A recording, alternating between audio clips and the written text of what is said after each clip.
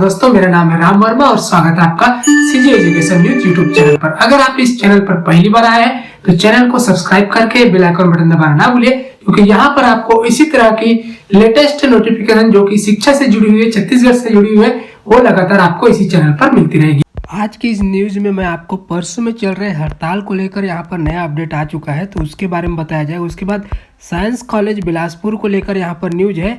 Engineering और polytechnic में entrance exam नहीं देने वाले स्टूडेंट भी अब एडमिशन ले सकते हैं। तो क्या है क्राइटेरिया और कैसे एडमिशन मिलेगा, ये सब और इम्पोर्टेंट डेट भी बताएंगे, ये सब आपको बताएंगे। उसके बाद दुर्ग यूनिवर्सिटी से भी यहाँ पर इम्पोर्टेंट न्यूज़ है और बहुत सारे और भी न्यूज़ है, तो ये सब आपको आज बताया जाएगा। तो चलिए फटाफट शुरू करते हैं। और पहली खबर हम लोग यहाँ पर लेते हैं बिलासपुर से। तो शहर के ई राघवेंद्र राव साइंस कॉलेज को राष्ट्रीय मूल्यांकन एवं प्रत्ययन परिषद यानी नैक से ए ग्रेड मिला हुआ है। पहले से नए सत्र की ग्रेडिंग तय करने के लिए नैक का टीम का दौरा प्रस्तावित है, लेकिन इससे पहले उच्च शिक्षा विभाग की राज्य स्तरीय विशेषज्ञ समिति कॉलेज का जायजा लेने आई थी, तो कई खामियां मिली है। कॉलेज के प्राचार्य, प्राध्यापकों, स्टाफ और IQAC के समन्वयक के बीच समन्वय की कमी पाई गई। उच्च शिक्षा विभाग ने कॉलेज प्रबंधन को व्यवस्था दुरुस्त करने के निर्देश दिए हैं। नैक से ए से कम ग्रेड मिलने की स्थिति में कॉलेज के प्राचार्य समेत पूरे शैक्षणिक और गैर शैक्षणिक स्टाफ के खिलाफ अनुशंसात्मक कार्रवाई के निर्देश दिए हैं। ई राघवेंद्र राव साइंस कॉलेज के पुराने उच्च शैक्षणिक संस्थानों में शामिल है। यहाँ पढ़ाई करने वाले छात्रों के गौरव की बात मानी जाती रही है। सर्व सुविधा युक्त भवन, lab, ground, campus, lab, library, canteen, parking समेत अन्य जरूरी सुविधाएं कॉलेज में है। सालों से कॉलेज का रिजल्ट भी बेहतर आता रहा है, लेकिन इस बार जो है इसकी तैयारी यहाँ पर कमी है। और ऐसा अगर कुछ हो जाता है, ए से कम ग्रेडिंग मिलती है, तो इनके जो टीचिंग स्टाफ है, प्राचार्य सहित और शैक्षणिक, उन सभी को यहाँ पर उनके खिलाफ कार्रवाई करने के निर्देश दिया गया है। तो छत्तीसगढ़ के इंजीनियरिंग कॉलेजों में अब इस साल 3 चरण की काउंसलिंग के बाद 11,291 सीटों में से 7,000 सीटें खाली रह जाने की वजह से शासन ने इंजीनियरिंग प्रवेश में PET की अनिवार्यता खत्म कर दी है। प्रदेश में साइंस विषय के साथ जो भी स्टूडेंट 12वीं में पास होगा, उसे इन्हीं नंबरों के बेस पर इंजीनियरिंग और फार्मेसी कॉलेज में एडमिशन दे दिया जाएगा। बदले हुए नियम के साथ 22 नवंबर से काउंसलिंग फिर शुरू हो रही है।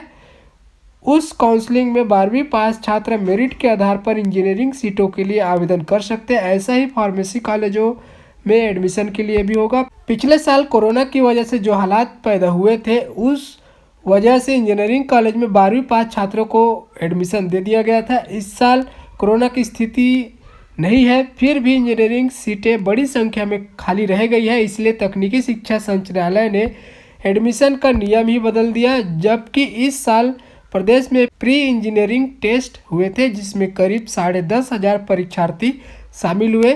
PET में कम परीक्षार्थी शामिल होने के बाद से ही यहाँ आशंका थी कि इस बार प्रवेश कम होंगे और काफ़ी सीटें खाली रह सकती है। हुआ भी यही। 3 चरण की काउंसलिंग के बाद कॉलेजों में सीटें खाली रह गई। अब तक इंजीनियरिंग कॉलेज में केवल 4,246 स्टूडेंट ने एडमिशन लिया है। इनमें से भी सभी सरकारी इंजीनियरिंग कॉलेज तथा 2-3 निजी कॉलेजों की सीट ही ज़्यादा भरी है। तो नए नियम के तहत सीटें भरने के लिए अब स्पॉट काउंसलिंग की तैयारी की जा रही है। तकनीकी शिक्षा संचालनालय ने इसके लिए आवेदन मंगवाए हैं, वहीं से मेरिट लिस्ट सीधे कॉलेज को दी जाएगी।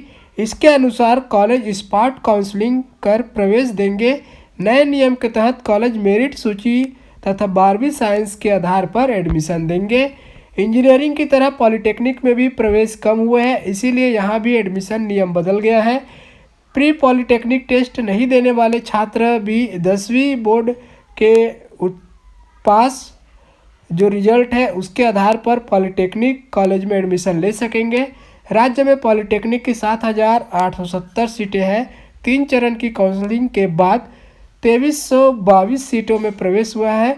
5,548 सीटें खाली है। आइए अब इसके बारे में इम्पोर्टेंट डेट्स देख लेते हैं और सीटों के बारे में जानकारी लेते हैं कि कितनी सीटें खाली है। तो यहाँ पर 22 और 23 नवंबर को प्रथम चरण के लिए ऑनलाइन पंजीयन के साथ ही दस्तावेज का परीक्षण प्रथम चरण की संस्थावार सूची 24 को जारी होगी तथा 25 नवंबर को प्रवेश लिया जा सकेगा। इसके लिए संस्था में उपस्थित होना जरूरी है। द्वितीय चरण के लिए 26 और 27 नवंबर को पंजीयन एवं दस्तावेज परीक्षण होगा। 28 नवंबर को मेरिट सूची जो है संस्थानों को उपलब्ध कराई जाएगी और 29 तथा 30 नवंबर को एडमिशन लिया जा सकेगा। यहाँ पर रिक्त सीटों की जानकारी देख लेते हैं। तो बीई में 7045 सीटें, एमटेक की 1042 सीटें खाली है, डिप्लोमा इंजीनियरिंग की 5548 सीटें खाली है, डी फार्मेसी की 247 सीटें, बी फार्मेसी की 662 सीटें, एमबीए की 529 सीटें, एमसीए की 164 सीटें अभी भी खाली है। तो ये जो डेट है उस पर आप 22 तारीख से चालू हो रहे हैं, उनमें जाकर 12वीं वाले जाकर एडमिशन ले सकते हैं। और जो 10वीं वाले हैं वो भी डिप्लोमा इंजीनियरिंग में दाखिला ले सकते हैं। रविशंकर विश्वविद्यालय कर्मचारियों की हड़ताल स्थगित हो गई है। रविशंकर विश्वविद्यालय प्रबंधन के साथ एरियर समेत अन्य मांगों को लेकर सहमति बनने के बाद कर्मचारी संघ ने हड़ताल को स्थगित किया। कर्मचारियों की हड़ताल करीब सप्ताह भर से चल रही थी। इस वजह से विश्वविद्यालय का काम ठप था, न माइग्रेशन बढ़ रहा था, न डिग्री और न ही फीस ली जा रही है।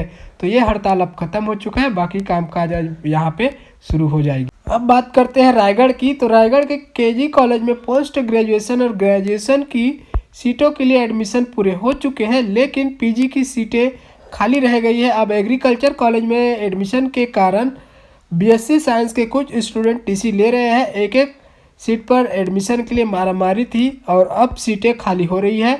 इसे देखते हुए स्टूडेंट यूनियन और संगठन एडमिशन पोर्टल खोलने और खाली सीटों पर एडमिशन की मांग कर रहे हैं। हालांकि यूनिवर्सिटी की दलील है कि एडमिशन का समय समाप्त होने के बाद शासन की विशेष अनुमति पर ही एडमिशन के लिए पोर्टल अनलॉक किया जा सकता है। कॉलेज में एमए इंग्लिश, राजनीति विज्ञान, मनोविज्ञान, संस्कृत के अलावा बीएससी गणित और साइंस की भी कुछ सीटें यहाँ खाली है। शहीदानंद कुमार पटेल विश्वविद्यालय के डिप्टी रजिस्ट्रार प्रकाश त्रिपाठी ने बताया कि अभी पोस्ट ग्रेजुएट स्टूडेंट के नामांकन की प्रक्रिया चल रही है। ऑनलाइन नामांकन आवेदन की अंतिम तिथि 25 नवंबर निर्धारित की गई है। दिसंबर के दूसरे सप्ताह से ही कॉलेज में प्राइवेट सीटों के प्रवेश की प्रक्रिया शुरू कर दी जाएगी। कॉलेज प्रबंधन का कहना है कि बीएससी गणित, science, BCom, BA, BCA, MA, MSc की सीटों के लिए स्टूडेंट से प्राइवेट एग्जाम के आवेदन लिए जाएंगे। विश्वविद्यालय द्वारा इंटेक कैपेसिटी की जानकारी मांगी जा रही है। पिछले कुछ वर्षों से यहाँ पर प्राइवेट परीक्षा के लिए आवेदन नहीं लिए जा रहे थे, लेकिन इस बार विश्वविद्यालय ने प्रवेश के लिए अनुमति देने की बात कही है। तो दिसंबर के दूसरे सप्ताह से प्राइवेट एडमिशन के लिए यहाँ पे फॉर्म लिए जाएंगे शहीदानंद कुमार पटेल यूनिवर्सिटी से संबंधित कॉलेजों में। अगली खबर बेमेतरा से और कवर्धा से है। तो सरकारी कॉलेजों के नतीजे आए 4 महीने बीत चुके हैं, लेकिन हेमचंद यादव दुर्ग यूनिवर्सिटी ने कबीरधाम और बेमेतरा जिले के 20,000 से अधिक स्टूडेंट की अंक सूची रोक दी है। वर्तमान में इन दोनों जिलों के सभी सरकारी और प्राइवेट कॉलेजों में पढ़ाई कर रहे केवल अंतिम वर्ष के स्टूडेंट की अंक सूची मिली है। इसका खामियाजा स्टूडेंट को भुगतना पड़ रहा है। पीजी कॉलेज से मिली जानकारी के अनुसार वर्तमान में पीजी के किसी भी प्राइवेट पाठ्यक्रम की अंक सूची नहीं मिली है। प्रतिदिन 100 से अधिक विद्यार्थी कॉलेज पहुंच रहे हैं। एमए परीक्षा परिणाम अगस्त माह में जारी हुआ, इसके बाद अभी तक अंक सूची नहीं मिली। शुरुआती दिनों में इंटरनेट कॉपी मान्य की गई थी, लेकिन 4 महीने बाद इंटरनेट कॉपी का कोई मतलब नहीं रह जाता। तो यहाँ पर स्टूडेंट को बहुत परेशानी हो रही है, जॉब फॉर्म नहीं भर पा रहे हैं। दूसरे विश्वविद्यालय में अगर एडमिशन लेना है तो भी यहाँ पर प्रॉब्लम हो रही है। अब यहाँ पे कुल सचिव का क्या कहना है ये भी देख लेते हैं। तो हेमचंद विश्वविद्यालय के कुल सचिव डॉक्टर CL देवांगन ने बताया कि वर्तमान में सभी वर्ष के परीक्षा परिणाम जारी कर दिए हैं। अंक सूची अंतिम वर्ष के पाठ्यक्रम के प्राथमिकता के आधार पर भेज रहे हैं। 1-2 दिन में पीजी पाठ्यक्रम के भी अंक सूची कॉलेजों को जारी कर रहे हैं। इसके अलावा रोके गए परीक्षा परिणाम की अंक सूची भी जल्द भेजे जाएंगे। इस वर्ष परीक्षा में देरी के कारण अंक सूची में देरी हुई है। IIT, NIT जैसी इंजीनियरिंग संस्थानों में प्रवेश के लिए जोसा की फाइनल आने 6वें राउंड की काउंसलिंग की सीट एलोकेशन पूरी हो गई है। जिन स्टूडेंट को सीट अलॉट हुई है उन्हें आज 19 नवंबर तक ऑनलाइन रिपोर्टिंग करनी है। इसके अलावा सेंट्रल सीट एलोकेशन बोर्ड ने खाली सीटों पर एडमिशन के लिए स्पेशल सीट फिलिंग राउंड भी रखा है। एनआईटी के प्रोफेसर डॉक्टर एसपी साहू ने बताया कि रजिस्ट्रेशन चॉइस फिलिंग 28 नवंबर रविवार से शुरू हो जाएगी, जो 30 नवंबर तक चलेगी। 2 दिसंबर को पहले स्पेशल राउंड का सीट अलॉटमेंट होगा। एनटीए यानी कि राष्ट्रीय परीक्षण एजेंसी ने भारतीय कृषि अनुसंधान परिषद रैंक सूची को ऑनलाइन मोड में जारी किया है। रैंक सूची के साथ अधिकारियों ने प्रवेश के लिए ICAR 2021 काउंसलिंग शेड्यूल भी जारी कर दिया है। उम्मीदवार आधिकारिक वेबसाइट ICAR की रैंक सूची और काउंसलिंग तिथियों की जांच कर सकते हैं। उम्मीदवारों को ध्यान देना चाहिए कि काउंसलिंग के जरिए एडमिशन प्रक्रिया ICAR परिणाम 2021 और रैंक सूची के आधार पर आयोजित की जाएगी। Indian council of agriculture research ने ICAR रैंक सूची तैयार करने के लिए CGPA फार्मूले का इस्तेमाल किया है। अगली खबर बेरला से है।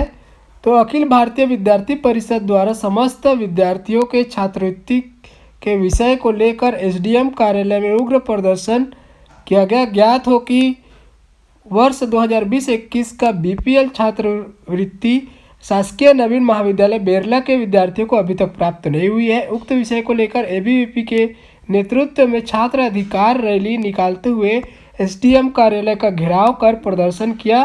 बेरला महाविद्यालय में पढ़ रहे एक आंकड़े के तहत लगभग 465 स्टूडेंट का BPL छात्रवृत्ति नहीं है, जबकि महाविद्यालय में आने वाले अधिकांश विद्यार्थी गरीब परिवार से संबंध रखते हैं, जो कोविड के बाद बनी परिस्थितियों में अभी भी आर्थिक संकट से जूझ रहे हैं। ऐसे में छात्रवृत्ति न आना स्टूडेंट की पढ़ाई में बाधा उत्पन्न कर रहा है। तो ये था दोस्तों छत्तीसगढ़ की शिक्षा से जुड़ी हुई तमाम खबरें। ये खबरें आपको कैसी लगी? अच्छी लगी हो तो लाइक कीजिए और ऐसे ही लेटेस्ट अपडेट के लिए चैनल को सब्सक्राइब कीजिए। धन्यवाद, मिलते हैं अगले वीडियो में।